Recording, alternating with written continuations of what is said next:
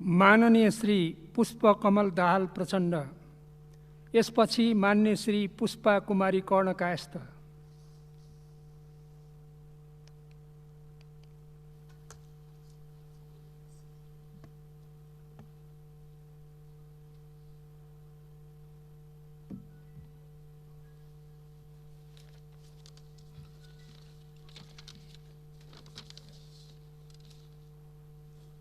सम्मान्य सभामुख महोदय, हामी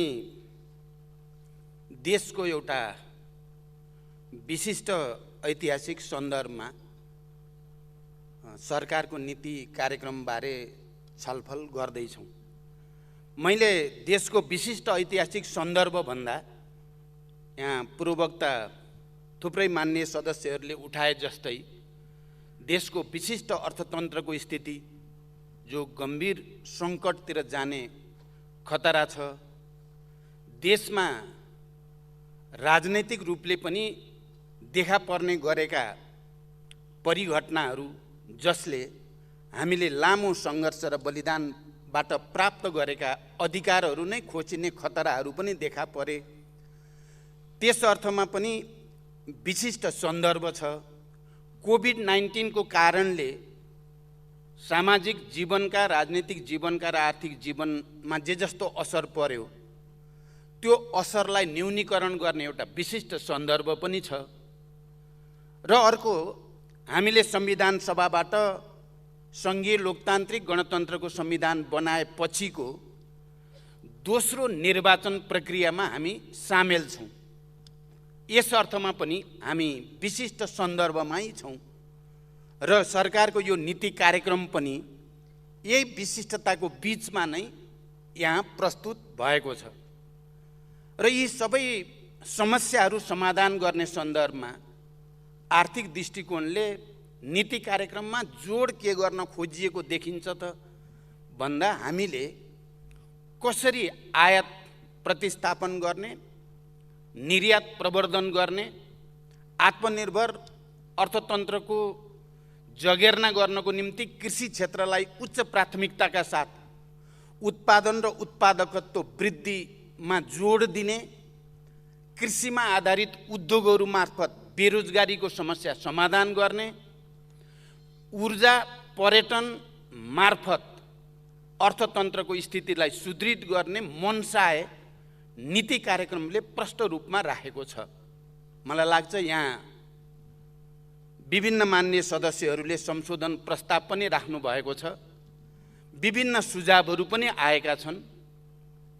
सम्माननीय प्रधानमन्त्रीजीले जवाफ दिने क्रममा पक्कै पनि यसमा हुन सक्ने परिमार्जन या हुन सक्ने संशोधन बारे पनि व्याख्या हुने नै छ।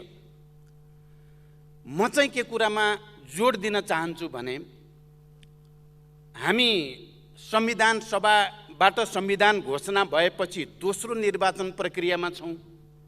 भर्खरै स्थानीय तहको निर्वाचन सम्पन्न भएको छ र यस्तो बेलामा यो संविधान निर्वाचन सम्पन्न भयो जुन बेला हामी संविधान सभाबाट बनेको संविधान कार्यान्वयनको प्रक्रियामा नै हामी दुर्घटनामा पर्ने हौँ कि भन्ने एउटा गम्भीर परिस्थिति बन्यो। गत साल हामीले जे भोग्यौँ, हामीले जसरी संविधानको रक्षाको निम्ति, लोकतन्त्रको रक्षाको निम्ति, राष्ट्रियताको रक्षाको निम्ति भनेर फेरि एकचोटि सडकमा जानुपर्ने परिस्थिति बन्यो। हामी सबैले त्यो अनुभवबाट, त्यो तितो यथार्थबाट गुज्रेका छौँ। मलाई के लाग्छ भने आजको दिनमा हामी जस्तो परिस्थितिमा सरकारको बारेमा, नीति कार्यक्रमको बारेमा, बजेटको बारेमा छलफल गर्दैछौँ र देश धेरै तरिकाले अप्ठ्यारोमा छ, सङ्कटमा छ, सङ्कटतिर जाँदैछ भनेर हामीले भनिरहेका छौँ। मलाई फेरि एकचोटि हामी शान्ति प्रक्रियालाई टुङ्ग्याउँदै गर्दा या शान्ति सम्झौता गर्दै गर्दा र देशलाई एउटा नयाँ राजनैतिक प्रणाली मार्फत विकास र समृद्धिको नयाँ युगतिर लैजाने परिकल्पना र सपना देख्दै गर्दा हामीले राजनैतिक तहमा जुन एकता र समझदारीको वातावरण बनाएका थियौँ, मलाई लाग्छ आज देशमा उत्पन्न समस्याहरूको समाधानको निम्ति पनि राजनीतिक नेतृत्वको तर्फबाट, राजनीतिक दलहरूको तर्फबाट त्यसै प्रकृतिको एकता, सहमति र समझदारी बनाउन जोड गर्नुपर्ने आवश्यकता छ। आज अर्थतन्त्रमा देखा परेका समस्याहरू या दलहरूभित्र देखा परेका समस्याहरू या दलहरू दलहरूका बीचमा पनि देखा परेका समस्याहरू समाधान एकमुष्ट रूपमा गर्नको लागि हामीले एकचोटि फेरि राष्ट्रिय सहमति र समझदारीतिर जानुपर्ने हो। आवश्यकता आज त्यस्तो छ। हामीले कसैले एकले अर्कालाई दोषारोपण मात्रै गरेर समस्याको समाधान हुने स्थिति छैन। जसरी हिजो गम्भीर प्रकृतिका समस्याहरू पनि हामीले संवाद, सहकार्य र एकताको माध्यमबाट समाधान गर्दै अगाडि बढेका थियौँ, आज पनि देशलाई फेरि एकचोटि राजनैतिक समझदारी, सहमतिको आवश्यकता छ। देशको अगाडि देखा परेका समस्या समाधान गर्नको निम्ति साझा प्रयास, साझा सङ्कल्प, साझा प्रतिबद्धताको आवश्यकता देखिएको छ। तर हामी यो नीति कार्यक्रममाथि छलफल गर्दै गर्दा अस्तिदेखि यहाँ जस्तो सिनेरियो या आलोचना प्रतिआलोचना, घोचपेचको जो परिस्थिति देखा पर्यो, भन्न त हामी सबैले देश सङ्कटमा छ, अप्ठ्यारोमा छ भनिराखेका छौँ र हामीले यसको समाधान गरेर जानु छ पनि भनिराखेका छौँ। तर हाम्रो छलफल गर्ने तरिका, एकले अर्कालाई घोचपेच गर्ने तरिका चाहिँ फेरि परम्परागत भन्दा नयाँ हुन सकेको छैन। परिस्थितिको गम्भीरतालाई त्यही गम्भीरताका साथ आत्मसात गरेर समाधानको निम्ति एउटा नयाँ कमिटमेन्ट, नयाँ भिजन दिनेतिर भन्दा एकले अर्कालाई दोषारोपण गर्नेतिर नै बढी जाने हो कि भन्ने चिन्ता हामीलाई भएको छ। म अहिलेको स्थानीय तहको निर्वाचनमा जनसमुदायको निकै उत्साहपूर्ण सहभागिता रह्यो। किनकि निर्वाचनै हुने हो कि होइन, संविधान नै चाहिँ कार्यान्वयनतिर निरन्तर जाने हो कि होइन भन्ने पृष्ठभूमिबाट हेर्दा अहिले कुन राजनीतिक दलले कति सिट ल्यायो, कसको घट्यो, कसको बढ्यो भन्दा पनि हामी यो सङ्घीय लोकतान्त्रिक गणतन्त्रलाई संस्थागत गर्ने प्रक्रियामा अगाडि बढ्दैछौँ या छैनौँ भन्ने प्रश्न बढी महत्त्वपूर्ण छ भन्ने मलाई लाग्छ। शान्ति र संविधान निर्माण प्रक्रियाको अन्तर सम्बन्धको दृष्टिकोणबाट हेर्दा र विगतमा हामीले गरेको त्याग, तपस्या, बलिदानको चाहिँ पृष्ठभूमिलाई पनि हेर्दा यो प्रक्रिया संस्थागत हुँदै जान्छ भन्ने कुराको सुनिश्चितता हाम्रो लागि महत्त्वपूर्ण छ। कुनै राजनीतिक दलले केही सिट बढी ल्याउनु या केही सिट घटी ल्याउनु त्यति ठुलो कुरा होइन। त्यो लोकतान्त्रिक निर्वाचन प्रक्रियामा निरन्तर हुँदै जाने कुरा हो। सिस्टम संस्थागत भयो कि भएन, संविधान ट्र्याकमा राखेर कार्यान्वयनमा जाने प्रक्रियाले गति लिएको छ कि छैन भन्ने कुरा महत्त्वपूर्ण कुरा हो। हामी सबैले ध्यान दिनुपर्ने कुरा यो हो भन्ने मलाई लाग्छ। त्यस दृष्टिले हेर्दा अहिलेको स्थानीय तहको निर्वाचनमा जनसमुदायको जे जस्तो सहभागिता रह्यो, देशभरिबाट निर्वाचनमा सहभागी हुने र मतदान गर्नको लागि जनता जसरी गतिशील भएर प्रस्तुत भएको देखियो, विदेशमा रहेका नेपालीहरू पनि निर्वाचनमा मतदान गर्नुपर्छ भनेर ठुलो सङ्ख्यामा देशभित्र आउने मैले हिजो मात्रै केही मिडियामा देखेको थिएँ। निर्वाचन सकियो, अब हामी त फेरि रोजगारीको लागि त विदेशतिरै जाने भनेर लर्को देखाएको थियो एउटा मिडियाले।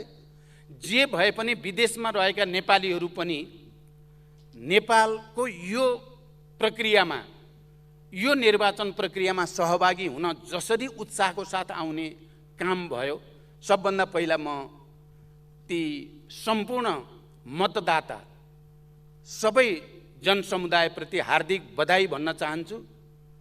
र उहाँहरूप्रति आभार व्यक्त गर्न चाहन्छु। किनकि यो निर्वाचन हुन त स्थानीय तहको निर्वाचन हो, हामी अब प्रदेश र सङ्घको निर्वाचनतिर अगाडि बढ्दैछौँ।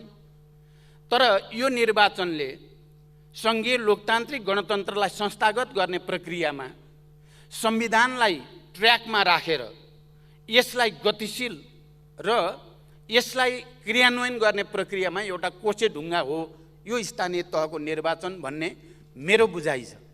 यस अर्थमा यो निर्वाचनले एउटा बलियो सन्देश ती सबै तत्त्वहरूलाई दिएको छ जसले यो संविधानलाई कुनै न कुनै रूपले मिच्न चाहने, यो संविधानलाई कमजोर पार्ने या यो संविधान उल्ट्याउन चाहने प्रवृत्ति र तत्त्वहरूको निम्ति जनताले आफ्नै व्यवहारद्वारा निर्वाचनको प्रक्रियाद्वारा राम्रो जवाफ दिएको छ।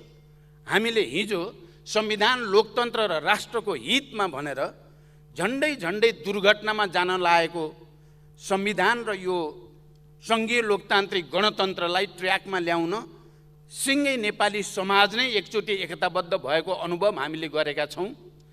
अहिले निर्वाचन प्रक्रिया मार्फत नेपाली जनताले लामो सङ्घर्ष र बलिदानपछि प्राप्त भएको यो संविधानलाई क्रियान्वयन गर्नको लागि, यसलाई व्यवहारमा उतार्नको लागि जुन किसिमको तत्परता, जुन उत्साह, जुन गम्भीरता प्रदर्शन गर्यो, यसले अब यो परिवर्तन जो हामीले झन्डै 70 वर्ष लामो सङ्घर्ष, ती सशस्त्र पनि शान्तिपूर्ण पनि सबै खालका सङ्घर्षहरूबाट प्राप्त भएको छ, यो अब दीर्घकालसम्म अगाडि जान्छ।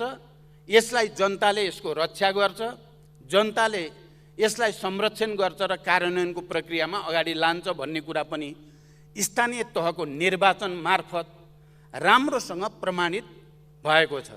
यस अर्थमा ती सबै राजनीतिक दलहरू पनि, सबै नागरिक समाज र सबै सङ्घ संस्थाहरू जसले यो निर्वाचनलाई सफल पार्नको लागि भूमिका खेले, ती सबै पनि धन्यवादको पात्र छन्। हामी सबैले निर्वाचनमा सक्रियतापूर्वक सहभागी भयौँ।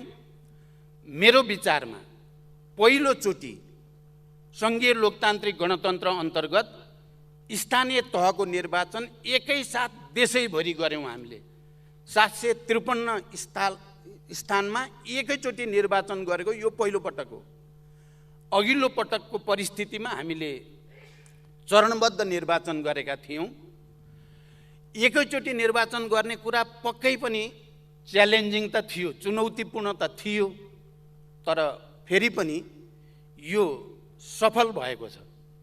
यो आधारभूत रूपमा र मूलभूत रूपमा सफल भएको छ र जनताले यसलाई सफल बनाएको छ। र यसलाई सफल बनाउनको लागि सरकार, राजनीतिक दल, विभिन्न सरकारी सुरक्षा निकाय सबैको भूमिका पनि धेरै महत्त्वपूर्ण रह्यो भन्ने मलाई लाग्छ। छिटपुट घटनाहरू भए, छिटपुट घटनाहरू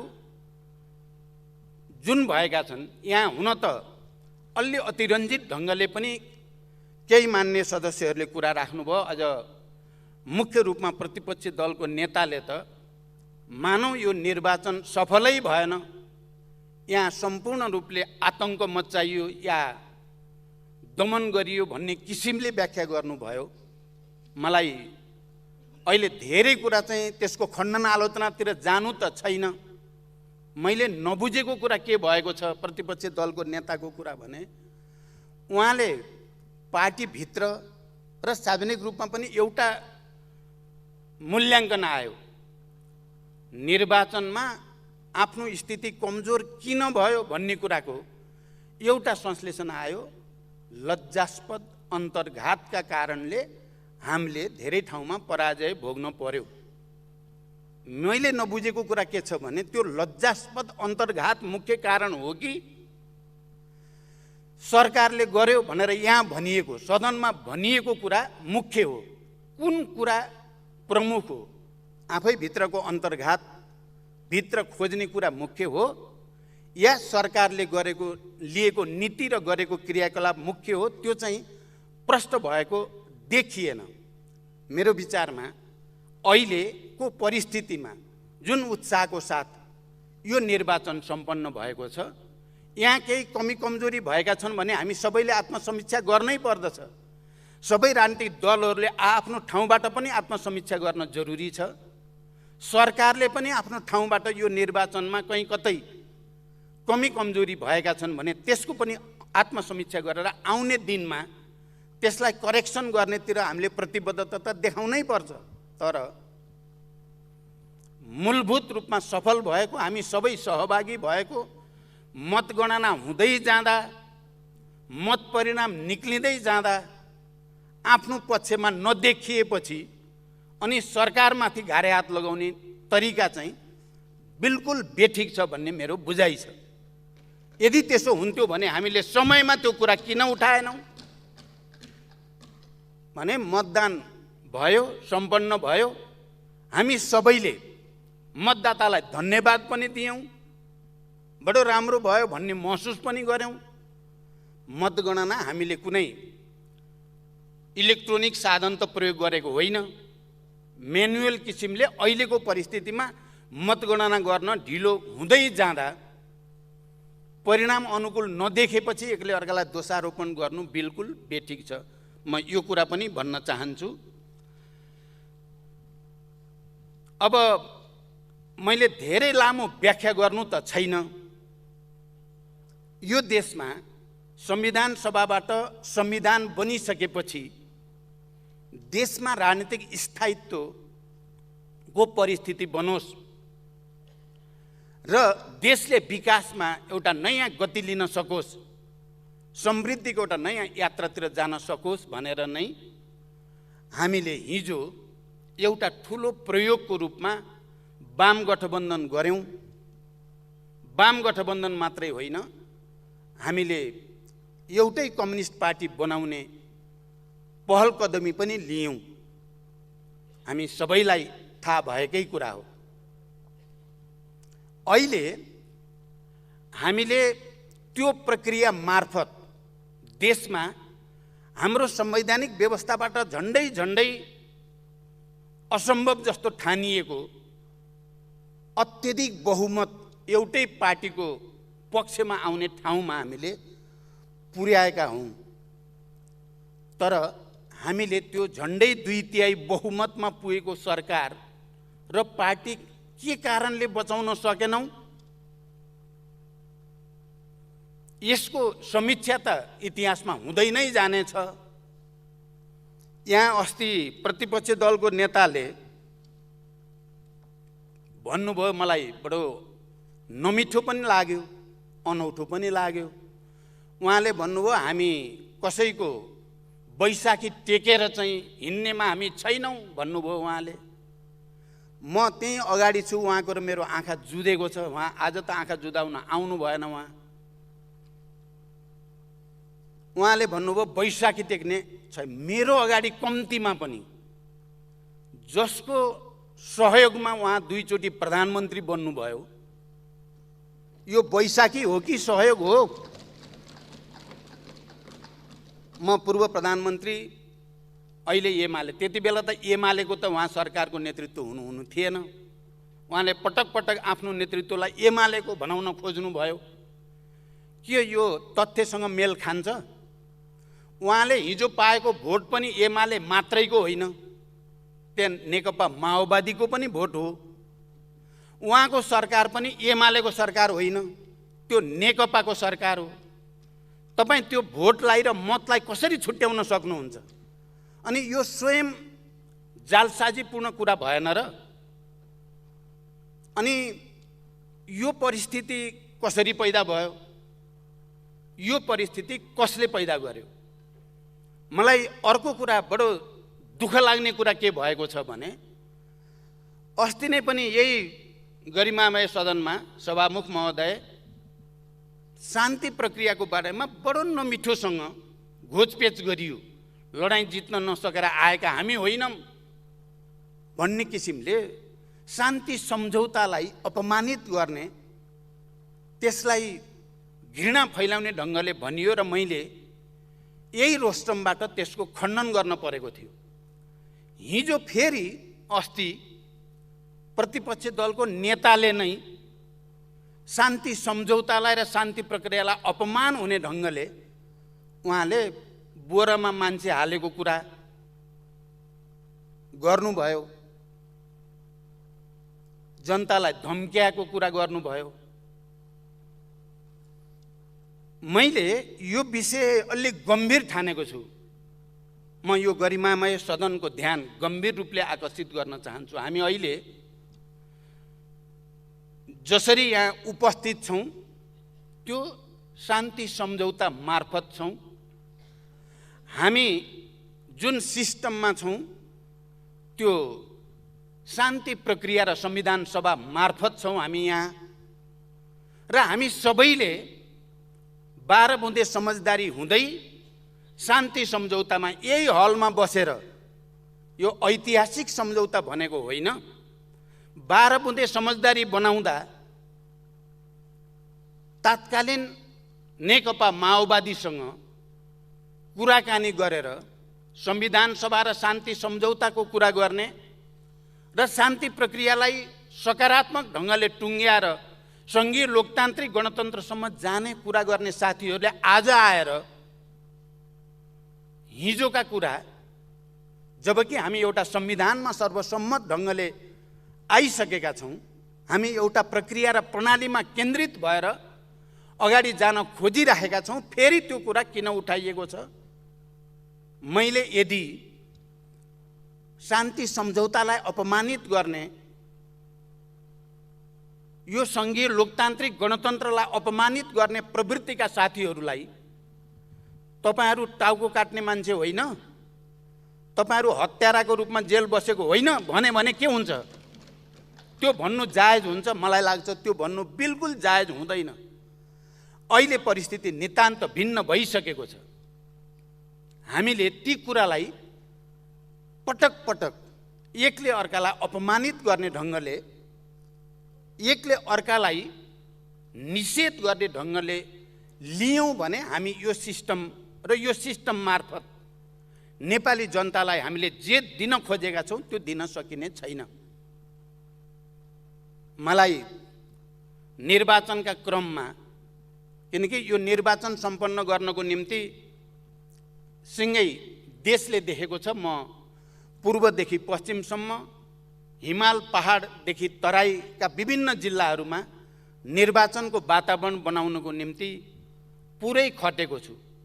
यहाँहरूलाई यो पनि स्मरण होला, 70 को निर्वाचन जति बेला हामी नराम्रोसँग कमजोर भएका थियौँ, पार्टी विभाजन भएको थियो, तर लोकतान्त्रिक निर्वाचनको वातावरण बनाउनको निम्ति देशव्यापी अभियानमा हामी हिँडेका थियौँ र त्यसले निर्वाचनको माहौल बन्यो। किनकि निर्वाचनको वातावरण बनाउने कुरा चाहे संविधान सभाबाट संविधान बनाउने कुरामा होस्, चाहे संविधान कार्यान्वयनको एउटा सकारात्मक वातावरण बनाउने कुरामा होस्, त्यो बढी महत्त्वपूर्ण थियो भन्ने मलाई लाग्छ। र मलाई यो बीचमा खास गरी भरतपुर चितवनको सन्दर्भमा मैले मतदातालाई धम्क्यायो र धम्क्याएर चाहिँ मत लिने कोसिस गर्यो भनेर यहाँ प्रतिपक्षी दलको नेताले बडो चाहिँ व्याख्यासहित भन्नुभयो। म अरू कुरा त भन्न चाहन्न, मैले खालि के चाहिँ भनेको र म दोहोऱ्याएर भन्न चाहन्छु भने हामी नेकपामै थियौँ, हामी नेकपाको नेतृत्वमा नै देश समृद्धिको यात्रामा अगाडि बढोस् भन्ने चाहन्थ्यौँ हामी, र नेकपा अत्यधिक राम्रो बहुमतमा पनि थियो। त्यसको रक्षाको निम्ति आफ्नो भागको त्याग हामीले गरेका पनि थियौँ, तर पार्टीभित्र र सरकारको तर्फबाट गरिएका जनविरोधी कामहरूको आलोचना जब पार्टीभित्र हुन थाल्यो, अहिले त यो नीति कार्यक्रम गठबन्धन सरकारको नीति कार्यक्रमको रूपमा यहाँ प्रस्तुत छ, त्यति बेला नेकपाको एक्लै पार्टीको नीति कार्यक्रम र बजेट प्रस्तुत हुँदा त्यो बजेट हामीले निर्वाचनको बेलामा घोषणापत्रमा जे कुरा भनेको त्यसको ठिक उल्टो आयो भनेर नेकपाकै सांसदले बोल्नुपर्ने स्थिति हिजो बनेको होइन। कसको कारणले त्यस्तो भयो? हामीले जनताको अगाडि घोषणापत्रमा जे भन्यौं नीति कार्यक्रम ल्याउँदा सरकारको तर्फबाट न कहीँ छलफल न कहीँ बहसको परिस्थितिबाट हामी गुज्रेको होइन। अनि बजेट आउँदा यो बजेट जनताको पक्षमा छैन भनेर यहाँ हामी नेकपाका त्यति बेलाका माननीय सदस्यहरूले निकै चर्को आलोचना गर्दा प्रतिपक्षमा रहेको नेपाली कङ्ग्रेसले भनेको म अहिले पनि सम्झिराखेको छु। यो त बडो विचित्र भयो, सत्ता पक्ष पनि नेकपै भयो, प्रतिपक्ष पनि नेकपै भयो। हामीले भन्नुपर्ने कुरा जति सबै नेकपाकै माननीय सदस्यले भन्ने परिस्थिति बन्यो भनेको म अहिले पनि हिजो जस्तै सम्झिराखेकै छु। हामीले के गर्यौं? हामीले घोषणापत्र अनुसार काम गर्यौं। हामीले राष्ट्र र जनताको आवश्यकता अनुसार सम्बोधन गर्ने काम गर्यौं। जब त्यसबारे पार्टीभित्र बहस भयो, विवाद भयो र पार्टीभित्र अत्यधिक बहुमत सदस्यद्वारा त्यसको आलोचना हुन थाल्यो, विरोध हुन थाल्यो, अनि सदन विघटन गरिएको होइन। के त्यसरी सदन विघटन गर्ने अधिकार संविधानले दिएको छ? कुनै पनि लोकतान्त्रिक प्रणालीमा पार्टीभित्र भएको विवादको विषयलाई लिएर एउटा सार्वभौम संसदलाई विघटन गर्ने, अपराध गर्ने छुट कसैलाई दिन्छ लोकतन्त्रभित्र? त्यो काम नेपालमा भएको होइन। त्यो मैले अहिले विश्लेषण गरेर भनेको पनि होइन। त्यो स्वयं प्रतिपक्ष, अहिलेको प्रतिपक्षी दलको नेताले सार्वजनिक रूपमा भन्नुभएको छ। किन विघटन गरियो भन्दा मलाई पार्टीभित्र काम गर्न दिइएन। पार्टीभित्रको समस्या समाधान गर्ने पार्टीको विधि छ, पद्धति छ, त्यसलाई छोडेर अनि जनताद्वारा निर्वाचित संविधानले दिँदै नदिएको अधिकार प्रयोग गरेर पटक पटक विघटन गर्दा देश सङ्कटमा गएको होइन। मैले त सोचेको थिएँ अब धेरै भयो, पार्टीभित्र विवादको कारणले पटक पटक संसद विघटन भयो, देश नै राजनीतिक दुर्घटनामा जाने हो कि भन्ने खतरा पैदा भयो। त्यसका विरुद्ध जनतालाई अपिल गरियो। त्यही प्रक्रियामा हाम्रो पार्टी अदालतबाट फेरि दुईटा भयो। दुईटा भइसकेपछि पनि फेरि संसद विघटन भयो र त्यो विघटनका विरुद्ध फेरि सङ्घर्ष गर्नुपर्ने आवश्यकता भयो। र त्यही राष्ट्रिय राजनीतिक दुर्घटनाबाट संविधानलाई, देशलाई बचाउने सन्दर्भमा यो गठबन्धनको जन्म भयो। यदि तात्कालीन नेकपा भित्र चलेको बहसलाई विधिसम्मत तरिकाले चलाइएको भए पार्टी विभाजन हुनुपर्ने स्थिति पनि थिएन, संसद विघटन गर्नुपर्ने स्थिति पनि थिएन। बडो गलत तरिकाले विघटन गर्ने र पार्टीभित्रको लडाईँको चाहिँ सबै दुःख जनतालाई दिने, संविधानलाई दिने भएपछि यो जन्मियो। मैले चितवनको एउटा सभामा बोल्दा भनेको यति नै हो, किनकि राष्ट्रिय राजनीतिक दुर्घटनामा जान लाग्यो। त्यो दुर्घटनाबाट संविधान बचाउनको लागि, राष्ट्र बचाउनको लागि र लोकतन्त्र बचाउनको लागि हामीले गठबन्धन गरेको हो। यदि यो गठबन्धन हुँदैन थियो भने देश दुर्घटनामा पर्ने खतरा थियो। अहिले पनि यो गठबन्धन टुट्यो, यो गठबन्धन कमजोर भयो भने देश दुर्घटनामा जाने खतरा अहिले पनि छ।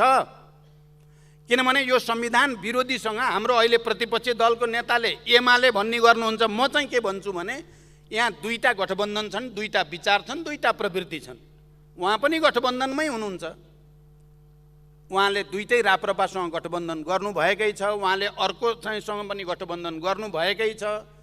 कहिलेकाहीँ त हामी 5 दलीय गठबन्धन, उहाँ चाहिँ 9 दलीय गठबन्धन भनेर पनि आउने गरेकै हो। गठबन्धन त गठबन्धनै छन्। तर कुन गठबन्धन अगाडि जाने उद्देश्यका साथ छ, संविधान, लोकतन्त्र, गणतन्त्र, संहिताको रक्षाको निम्ति छ, कसले त्यसलाई कमजोर पार्ने उद्देश्यद्वारा प्रेरित छ, सवाल त्यहाँनिर हो। यी दुईटा गठबन्धन त बने। मैले भने यो गठबन्धन कमजोर भयो भने फेरि पनि अहिले त यो राम्रो कुरा भयो, सदन अवरोध हट्यो, हामीले मजाले छलफल गर्न पायौँ नीति कार्यक्रममाथि, बजेटमाथि। यसको लागि त म प्रतिपक्षलाई धन्यवाद नै भन्न चाहन्छु। तर अस्तिसम्म यो सदनलाई अवरोध गरिरहेको परिस्थितिमा र गठबन्धनको जस्तो ढाँचा काँचा तपाईँहरूले बनाउनु भयो प्रतिपक्षको तर्फबाट, त्यो ढाँचा काँचा हेर्दा हामीले यो भन्नै पर्थ्यो जनतालाई, यदि यो हाम्रो गठबन्धन कमजोर भयो भने देश फेरि पनि दुर्घटनामा जान सक्छ। त्यहाँदेखि गठबन्धनलाई बलियो बनाउन अपिल गर्ने कुरा र जनतालाई त्यसको निम्ति सावधानी गराउने कुरा कहीँ धम्की हुन्छ र? जनतालाई सतर्क गराउन र जनतालाई अपिल गर्ने कुरा त्यो कसरी त्यस्तो हुन सक्छ? र मलाई अर्को अनौठो के लागेको छ भने उहाँले प्रतिपक्षी दलको नेताको हैसियतले भन्नुभयो चितवनको जनताले त्यही धम्क्याएको भएर नै भोट धेरै दिएको जस्तो कुरा गर्नुभयो उहाँले। मतदाताप्रति योभन्दा ठुलो अपमान के हुन्छ? के जनता धम्क्याएको भरमा भोट दिने हो?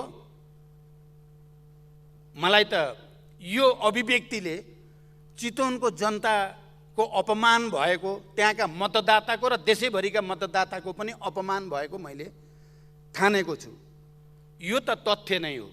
देश राजनीतिक दुर्घटनामा जाने खतरा थियो, त्यो खतराबाट बचाउन हामी जनताको बिचमा गएकै हो र त्यो कुरा गलत छ, संविधान विपरीत छ भन्ने कुरा सम्मानित सर्वोच्च अदालतले पनि पटक पटक फैसला गरेकै छ। मैले त सोचेको थिएँ यतिका धेरै भइसक्यो,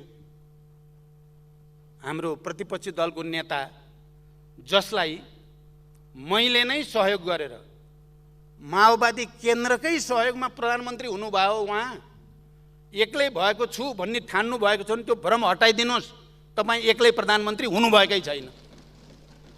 पहिलोचोटि पनि माओवादी केन्द्रको तपाईँको भाषामा बैशाखी टेकेर हुनुभयो हो, दोस्रो पटक हाम्रो पनि भोट लिएर हुनुभयो हो। अब भएर देखाउनुहोस् त, अबको चुनावबाट देखाउनुहोस्, तपाईँलाई मानिन्छ, तपाईँ एमालेको प्रधानमन्त्री हुनुहोला। अन्यथा मैले त सोच्थेँ उहाँ हुँदो खाँदाको 2/3 बहुमतको सरकार, बालुवाटारमा उहाँले त अलि दीर्घकालीन ढङ्गले नै त्यहाँ रहन्छु भनेर तयारी पनि गर्नुभएको थियो। सरकार गयो, बालकोट जान पर्यो, फेरि असमयमै आफ्नै सरकार ढलाएर आफ्नै पार्टी फुटाएर, त्यसो भएपछि त अलिकति रियलाइजेसन होला नि भन्ने लाग्थ्यो। भएभरका 7 प्रदेशका सरकार पनि गुमे, त्यसपछि त अलिकति त आयो होला भन्ने लाग्थ्यो मलाई। अलिकति त अब यसरी त हुँदो रहेनछ, गल्ती त आफ्नो नि भयो भन्नेतिर आफूतिर फर्किनुहुन्छ होला भन्ने लागेको थियो। राष्ट्रिय सभाको चुनाव भयो, राष्ट्रिय सभाको चुनावमा उहाँहरूले जे देख्नु भोग्नु भयो त्यसबाट पनि केही न केही त आयो होला भन्ने लाग्थ्यो मलाई। बार एसोसिएसनको चुनाव भयो, त्यसबाट पनि केही न केही त आयो होला भन्ने लाग्थ्यो। अहिलेको स्थानीय तहको निर्वाचनपछि त पक्कै पनि उहाँले आत्मसमीक्षा गर्नुहुन्छ र फेरि एकचोटि देशको राजनीतिक स्थायित्वको निम्ति, कम्युनिस्ट आन्दोलनको हितको निम्ति आफू तत्पर रहेको कुरा गर्नु होला भन्ने लागेको थियो मलाई। त्यसो भएर म बडो ध्यानपूर्वक, उहाँले 3 घन्टा बोल्नुभयो, 3 घन्टा बसेँ म यहाँ। कहीँ उहाँले वामपन्थी एकताको पक्षमा वातावरण बनाउने कुरा पो गर्नुहुन्छ कि कहीँ अलिकति आत्मालोचना गरेर आत्मसमीक्षा मैले गल्ती गरेँ भन्नुहुन्छ कि अदालतले भनेको कुरा या पार्टीहरूले भनेको, गठबन्धनले भनेको कुरामा कहीँ उहाँ चाहिँ पुनर्समीक्षा पुनरावलोकन गर्नेतिर जानुहुन्छ कि भनेको त उहाँ त सुरुदेखि अन्तसम्म अरूलाई गाली गर्नेतिर मात्रै, बदनाम गर्नेतिर र र मेरो दृष्टिमा धेरै झुट कुरा बोल्नेतिर मात्रै केन्द्रित हुनुभयो र उहाँ बिल्कुल आफ्नो अहङ्कार र दम्भबाट पछि हट्नु भएको छैन भन्ने देखियो। मलाई त नेकपा एमालेका धेरै नेता कार्यकर्ताप्रति मलाई भरोसा छ, मलाई विश्वास छ। अहिले पनि यो प्रवृत्ति जसमा यति धेरै अहङ्कार, यति धेरै दम्भ र यति धेरै निषेधात्मक प्रवृत्ति नहुने हो भने अरू सबै नेकपा एमालेका नेता कार्यकर्तासँग मिलेर काम गर्न म कठिन हुने देख्दिनँ। तर यो प्रवृत्ति यति हुँदा पनि अझै उहाँले जसरी घोचपेच गर्नुभयो, जस्ता सस्ता शब्द बाण प्रहार गर्ने कोसिस गर्नुभयो, यसले म निकै चिन्तित भएको छु। र सबै कम्युनिस्ट आन्दोलनका सबै नेता कार्यकर्ताहरू, वामपन्थी समर्थक, सम्पूर्ण जनताले गहिरो गर्ने विचार गर्नुपर्ने विषय होइन र यो आज यो परिस्थिति कसले बनायो, यसको लागि जिम्मेवार को? जिम्मेवारी लिनुपर्ने आवश्यकता हुँदैन। नेकपामा अध्यक्ष, सरकारको प्रधानमन्त्री दुईटै अझ पार्टीभित्र अलिकति विवाद भएपछि र उहाँलाई आफैले गरेका सहमति समझदारी पनि कार्यान्वयन गर्न अरुचि देखिएपछि मैले प्रधानमन्त्री 5 वर्ष तपाईँ नै खानुहोस्, मलाई पार्टी मात्रै चलाउन दिए हुन्छ भनेको र एउटा केन्द्रीय समितिको बैठक मैले सञ्चालन गर्दा सिङ्गो केन्द्रीय समिति एक ढङ्गले अब पार्टी बन्ने भयो भन्ने विश्वासतिर पुगेको होइन। मैले यो कुरालाई स्मरण गर्दा यसको नैतिक जिम्मेवारी, राजनैतिक जिम्मेवारी कसले लिने? त्यति ठुलो प्रयोगलाई असफल कसका कारणले भयो, के कारणले भयो? मलाई यो पनि आज केही सङ्केत गर्न मन लागेको छ। मलाई लाग्छ नेकपा हुँदाखेरिका सबै नेता कार्यकर्ताहरूले त्यति बेलाको हाम्रो राजनीतिक प्रतिवेदन अध्ययन गर्नुभएको छ, जुन केन्द्रीय समितिले पारित गरेको छ। त्यसमा बकाइदा नेपालमा देशका सबै उत्पीडित वर्ग, जाति, क्षेत्र, लिङ्ग, समुदायमा जागरण ल्याउने कुरामा माओवादी जनयुद्धको महत्त्वपूर्ण योगदान रह्यो भन्ने कुरा लेखिएको छ र सङ्घीय लोकतान्त्रिक गणतन्त्र स्थापना गर्न, संविधान सभाको निर्वाचन गर्न माओवादी आन्दोलन र प्रचण्डको नेतृत्वदायी भूमिका छ भनेर लेखिएको छ र त्यसमा तात्कालीन अध्यक्ष केपी ओलीको र मेरो सिग्नेचर छ। अनि अहिले आएर त्यत्रो कुरामा हस्ताक्षर गर्ने आफैले त्यसलाई उल्ट्याउने र अझ उल्टो आफू पानीमाथिको ओभानो हुन मिल्छ? जिम्मेवारी लिन पर्छ या पर्दैन? म के आशाको साथ उहाँको लामो मन्तव्य सुन्न आएको थिएँ भने आज त उहाँले पक्कै आत्मसमीक्षाको स्पिरिटमा आउनुहुनेछ, किनकि केही दिन अगाडि मात्रै पार्टीको निर्वाचनमा आफूले सोचेको जस्तो नहुनुको कारण चाहिँ लज्जास्पद अन्तर्घात आफै भित्रलाई प्रमुख बनाएर भन्नु पनि भएको थियो होला। यदि अन्तर्घात नै भयो भने पनि अन्तर्घात किन भयो त्यसको पनि सायद खोजीको विषय त हुन्छ नै होला। तर त्यस्तो भएन। यहाँ आउँदा उहाँले त पहिला निर्वाचन प्रक्रियामा खास गरी माओवादी केन्द्रलाई र नेकपा एकीकृत समाजवादीलाई, मलाई र माधव कुमार नेपाललाई सबभन्दा बढी प्रहार गर्नुहुन्थ्यो उहाँले। र माओवादी केन्द्रलाई चाहिँ अब भेटिँदैन। माओवादी केन्द्र अब यो वैशाख 30 गतेको निर्वाचनपछि माओवादी केन्द्र भेटिँदैन, गुगलमा मात्रै देखिन्छ उहाँले भनेको। माओवादी केन्द्र त अब गुगलमा मात्रै देखिने रे, उहाँ सर्वत्र छाउने रे, 60% भोट ल्याउने रे। अभिव्यक्ति त उहाँले यसरी दिनुभएको थियो, तर म उहाँको अगाडि बसेर कुरा गर्न चाहेको थिएँ। गुगल होइन, यही सम्मानित सदनमा एउटा शक्तिको साथ माओवादी केन्द्र तपाईसँग आँखामा आँखा जुदाएर बहस गर्न अहिले पनि तयार छ।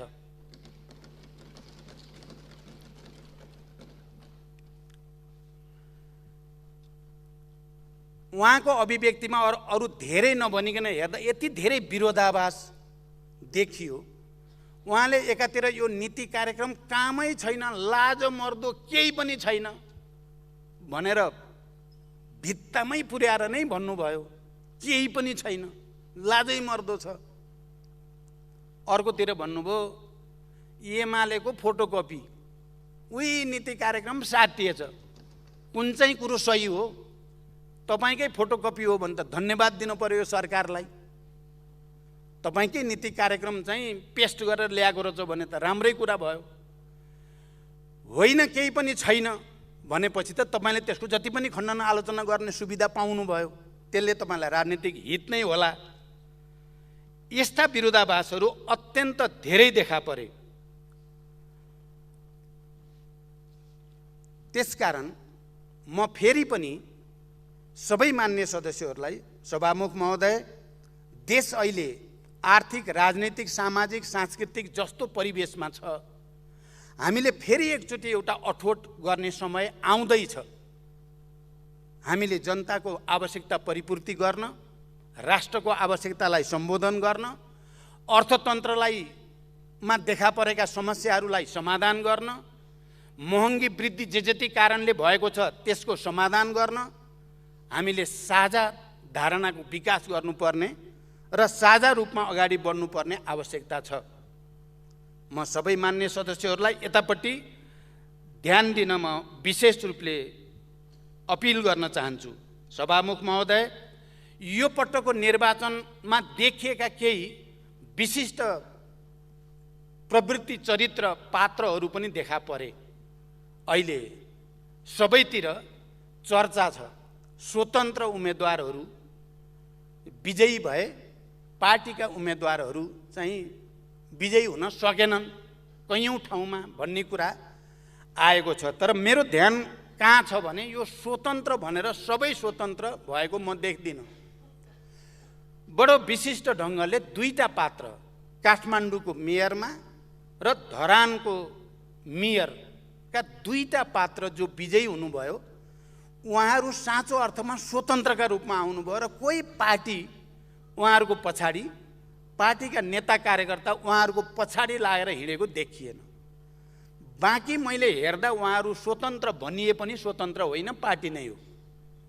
जनकपुरको तपाईँ हामीले हेऱ्यौँ, मेयर जसले जित्नुभयो, नेपाली कङ्ग्रेसकै सबै वरिष्ठ नेताहरूदेखि कार्यकर्ताहरू सबै विजय र्यालीमा हिँड्नु भएको छ, कसरी स्वतन्त्र?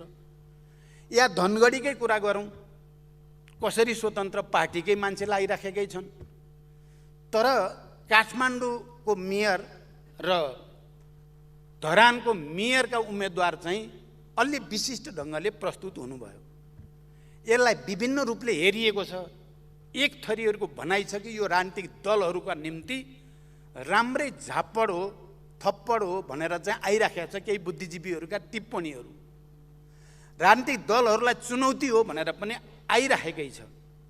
म चाहिँ के ठान्छु भने अहिलेको स्थानीय तहको निर्वाचनमा काठमाडौँ र धरानमा जुन विचार प्रवृत्ति सहित, जुन सङ्कल्प सहित दुईजना युवाहरू चाहिँ जनताको बिचमा प्रस्तुत हुनुभयो, त्यो चाहिँ विशिष्ट छ र त्यसलाई विशिष्ट मान्नुपर्छ। अरू त्यसमा स्वतन्त्र सबै थप्न जरुरी छैन।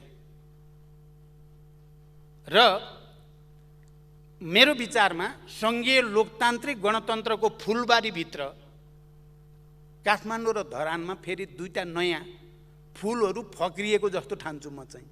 फुलबारी सङ्घीय लोकतान्त्रिक गणतन्त्रकै हो। यही संविधानकै फुलबारीभित्र यस अर्थमा उहाँहरूले यदि राजनीतिक दलहरूले आफ्ना नीतिहरूमा पुनर्विचार गर्नुपर्ने, नीतिहरूलाई सच्याउनु पर्ने, त्यसको निम्ति सोच्नुपर्ने राजनीतिक दलहरूले आत्मसमीक्षा गर्नेतिर ध्यान दिनुपर्ने, उम्मेदवार छनौट गर्दा त्रुटि भएको छ भने त्यसमा ध्यान दिनुपर्ने पक्कै बनाएको छ काठमाडौँको मेयर र धरानको मेयरले। तर यो राजनीतिक दललाई नै चुनौती हो भनेर बुझ्नु सही हुँदैन भन्ने मलाई लाग्छ। यो राजनीतिक दललाई सावधानी गराउने काम पक्कै भएको छ। हामी राजनीतिक दलहरू एक्लै पूर्ण छौँ भनेर सोच्ने ट्रेनतिर अगाडि बढेको थियो भने यसलाई पक्कै पनि काठमाडौँ र धरानले, त्यहाँको जनताले समग्रमा प्रश्न खडा गरेकै हो। तर यो हामीलाई सचेत हुनको निम्ति, हामीलाई आफ्ना कमी कमजोरी सच्याउनको निम्ति एउटा अवसर पनि हो र एउटा चुनौती पनि हो। त्यो रूपमा लिँदा मैले दुवै मेयरलाई मैले पहिला पनि बोलेको छु, उहाँहरूलाई बधाई भनेको छु, धन्यवाद भनेको छु। तपाईहरू यही सङ्घीय लोकतान्त्रिक गणतन्त्र अन्तर्गत, यही सङ्घीय लोकतान्त्रिक गणतन्त्रात्मक संविधान अन्तर्गत तपाईहरूले जनताका भावनाहरूलाई, जनताका आवश्यकताहरूलाई सम्बोधन गर्ने र राजनीतिक दलहरूसँग समदूरीको सम्बन्धसहित सबैको सहयोग जुटाउन सक्नुहोस्, मेरो शुभकामना छ। र हामी सबैको निम्ति पनि यसलाई एउटा नयाँ अवसरको रूपमा आफ्नो रूपान्तरणको निम्ति, आफ्नो आत्मसमीक्षाको निम्ति एउटा अवसर उहाँहरूले प्रदान गरेको रूपमा लिनु आवश्यक छ। पक्कै पनि यो पनि हो, पात्रहरू इतिहासमा कुनै खास कालखण्डमा यसरी देखा पर्ने गर्छन् र ती पात्रहरूले जनताको अगाडि निर्वाचनको बेलामा गरेका प्रतिबद्धता र कमिटमेन्टहरू सहित अडिराख्न सक्ने हुन्छ या हुँदैन। किनकि यस्ता पात्रहरूलाई घेराबन्दी गर्ने विभिन्न शक्ति केन्द्रहरू, विभिन्न विचार प्रवृत्तिहरू, विभिन्न शक्ति केन्द्रहरूले पक्कै पनि कोसिस गर्छन्। अब काठमाडौँको मेयर र धरानको मेयर त्यस खालको घेराबन्दीबाट आफूलाई मुक्त राख्दै साँच्चै जनताको सेवाको निम्ति समर्पित भएर लाग्दा त्यसले राजनीतिक दलहरूलाई पनि रूपान्तरण गर्न, सच्चिन, आत्मसमीक्षा गर्न उत्प्रेरणा नै दिनेछ। त्यही वातावरण बनोस् भन्ने म चाहन्छु। त्यसकारण अब म करिब अन्ततिर जाँदैछु। सम्माननीय सभामुख महोदय, फेरि पनि अहिले देश सहज परिस्थितिमा पक्कै पनि छैन। कोभिडको कारणले त्यसबाट सृजित परिस्थिति, अर्थतन्त्र, अन्तर्राष्ट्रिय राजनीतिमा देखा परेको पोलराइजेसनको नयाँ परिस्थितिका कारण, विभिन्न ठाउँका युद्धहरूका कारण, विभिन्न शक्ति केन्द्रहरूको स्थितिमा आएको फेरबदलको कारण पनि त्यसको असर दुनियाँभरि परेको छ र नेपाल पनि त्यसबाट अछुतो छैन। र यसको सामना एउटा राजनीतिक दल विशेषले या सरकार एक्लैले मात्रै गर्न सक्ने स्थिति पनि छैन। तर मुख्य दायित्व पक्कै पनि सरकारकै हुन्छ। महँगी, साँच्चै महँगीको मारले नेपाली जनताको ढाड सेकिएकै छ। प्रत्येक भान्साबाट विद्रोह हुने हो कि भने जस्तो परिस्थिति बन्दैछ। दिन प्रतिदिन बढेको महँगीका कारण जनता आजित हुने परिस्थिति बनेको छ। यसको सामना हामीले गर्नु छ। मेरो सरकारलाई के सुझाव छ भने पेट्रोलियम पदार्थको मूल्य वृद्धि जसरी भएको छ, हाम्रा छिमेकीहरूले यो मूल्य वृद्धिको मारबाट जनतालाई जोगाउनको लागि पहिला उठाउने भनेको कर छुट दिएर त्यसबाट मूल्य समायोजन गर्ने कोसिस भएको छ। हाम्रो पनि यस अगाडि पेट्रोलियम पदार्थमा जुन कर लगाउने गरिएको छ त्यो कर हटाएर जसरी भए पनि जनतालाई राहत दिने कुरामा सरकारको ध्यान जाओस्, म गम्भीर रूपले भन्न चाहन्छु। मैले सम्माननीय प्रधानमन्त्रीलाई अस्ति मात्रै पनि भनेको छु, कर घटाएर भए पनि मूल्य वृद्धि रोक्न पर्यो। हामी यसलाई गम्भीर रूपले लिन सकेनौँ भने जनतामा असन्तुष्टि र आक्रोश झन बढ्छ र त्यसले सङ्कट झन गम्भीर हुने खतरा छ। मलाई लाग्छ सम्माननीय प्रधानमन्त्रीले यो विषयलाई गम्भीर रूपले लिनुभएको छ र यसको समाधान गर्नको निम्ति हामी अगाडि जानु छ। तत्काल त हामी फेरि प्रदेश र सङ्घको निर्वाचनतिर जाँदैछौँ। हामीलाई अहिले आवश्यकता छ हाम्रो आर्थिक नीतिमा, हाम्रो उत्पादन प्रक्रियामा, हाम्रो आत्मनिर्भर हुने प्रक्रियामा हामीले रेडिकल्ली अलि गुणात्मक ढङ्गले नसोची हुने स्थिति छैन। तर हामी निर्वाचन वर्षमा प्रवेश गरिसकेका छौँ। हामी त्यो निर्वाचनमा त जानु नै छ। निर्वाचन प्रक्रिया सम्पन्न हुनेसँगै आउने दिनमा हामीले कृषि उत्पादनमा वृद्धि गर्नको निम्ति त्यसको व्यवसायीकरण, त्यसको यान्त्रिकीकरण, त्यसको वैज्ञानिक विधिको प्रयोगद्वारा अगाडि बढाउने काम अनि कृषिमा आधारित उद्योगहरू स्थापना गर्ने काम, भू उपयोग नीतिलाई अझ परिमार्जन र त्यसलाई कार्यान्वयन गर्ने कुरा, यो सबैमा हामीले गुणात्मक ढङ्गले सोच्न जरुरी छ। मलाई लाग्छ अहिलेको यो नीति कार्यक्रमले त्यतापट्टि सोझ्याउन बल गरेको छ। अहिले नै यो पूर्ण भएको म पनि ठान्दिनँ। यसभित्र अझ धेरै गर्न बाँकी छ। तर यसले कम्तीमा पनि हामीले प्राथमिकतामा राख्नुपर्ने क्षेत्र कृषि हो, उत्पादन वृद्धि, उत्पादकत्व वृद्धि गर्ने कुरा हो। हामीले प्राथमिकतामा राख्नुपर्ने कुरा ऊर्जा हो, उद्योग हो, पर्यटन हो, शिक्षा, स्वास्थ्य हो भन्ने कुरालाई यसले प्राथमिकता क्रम सहित राखेको हुनाले यो त्यो दिशातिर सोझिएको छ भन्ने मेरो बुझाइ छ। यो एउटा रेडिकल रिफर्म नेपाललाई चाहिएको छ।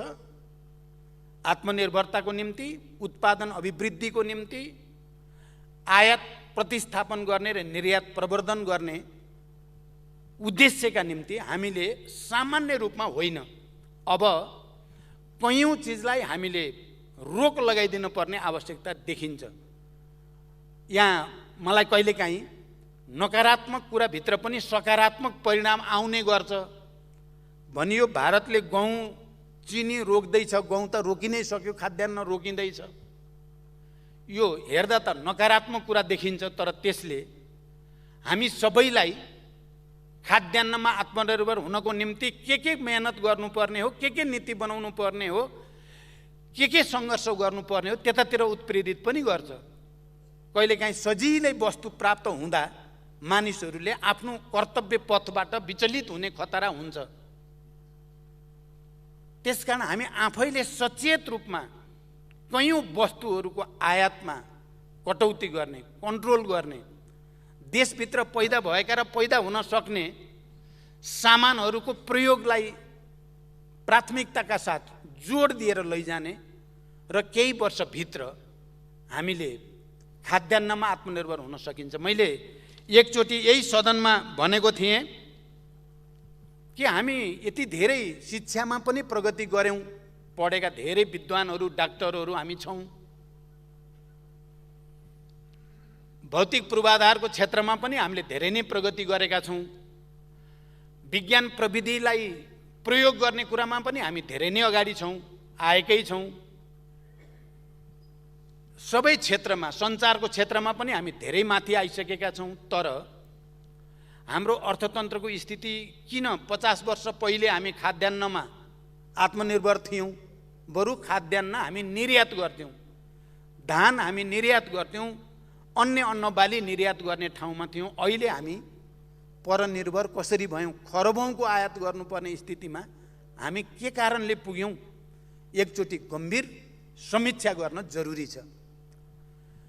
मलाई विश्वास छ यो नीति कार्यक्रमले इङ्गित गरेको छ, संकेत गरेको छ हामीले अब उत्पादन वृद्धि र उत्पादकत्व वृद्धिमा आत्मनिर्भरताको निम्ति नयाँ ढङ्गले सोच्नुपर्छ भन्ने संकेत गरेको छ। हामी सबैले साझा दायित्वको रूपमा देशलाई एउटा रेडिकल रिफर्मतिर लैजाने प्रयास गर्यौं भने आउने 5 वर्षपछि हामी साँच्चै नै फेरि यो देशको मुहार फेर्न सकिन्छ। जनतामा एउटा नयाँ खुसियाली दिन सकिन्छ। हामीले यो पनि अनुभव गरेका छौँ। केही समय मात्रै स्थायित्व र सबैको साझा सङ्कल्प भयो भने विकास हुन ढिलो हुँदैन भन्ने कुराको अनुभव पनि हामीले सङ्केत पाइ पनि राखेका छौँ। त्यसकारण हामी सबै त्यता लागौँ र अन्त्यमा जाँदा जाँदै हामी केही ठुला परियोजना मार्फत देशको अर्थतन्त्रलाई अलिक गुणात्मकता दिने कोसिसमा पनि छौँ। त्यस अन्तर्गत ठुला जलविद्युत परियोजनाहरू, रिजर्भर प्रोजेक्टहरू अनि अन्तर्राष्ट्रिय विमानस्थल निजगढमा बनाउने भनेर हामीले कैयौँ वर्षदेखि मेहनत गऱ्यौँ। अरबौँ त्यसमा खर्च पनि भयो।